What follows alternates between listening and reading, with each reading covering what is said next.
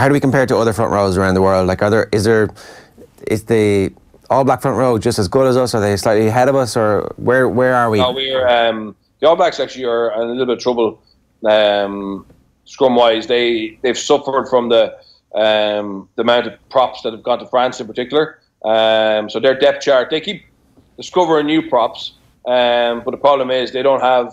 Super Rugby is a very different animal in terms of front row development at set piece compared to Champions Cup. So even though their players might have, their young props might have 40, 50 Super Rugby games, unless they played 40, 50 internationals, they're not going to be the same level as our guys because of how important the set piece is here as a weapon. So I think our front row depth, I'd say our starting front row could go into any World 15, and yeah, our depth is as strong as any country in the world. France will have very good individuals, but because there's no alignment between the top 14 clubs, coaching styles, and the national side, when they go into the Six Nations squad with France, it's all a bit of a muddle. So you have Slimani, for example, scrummaging the way he scrums with his club, but that mightn't be aligned to what their loose head is doing. So you don't get that unit effect and collective power that Ireland can manage.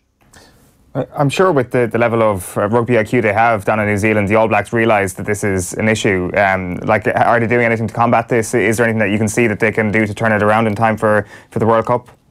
Oh yeah, for sure. Listen, Mike Cron is the great feat learned under Mike Cron, and he's the All Blacks forwards coach. He's been one of the gurus in world scrummaging for probably 25 years. But there is a fine balance between.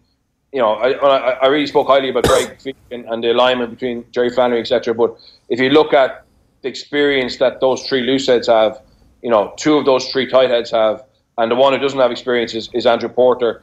He's been getting big game experience quickly, and he's in a really good environment where he scrummages against Cian Healy and Jack McGrath on a Tuesday.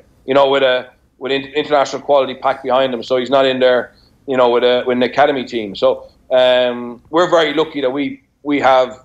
With only 4 teams and being able to keep our best players in the country, I think we're in a better position. So Mike Cron would have the IQ for sure, but whether he can't beat experience in games or internally at training, and because there's so many players leave New Zealand rugby, and now young All Blacks are starting to leave earlier than before.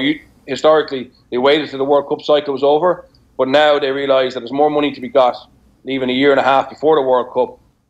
Because obviously there's more players in the market post-World Cup.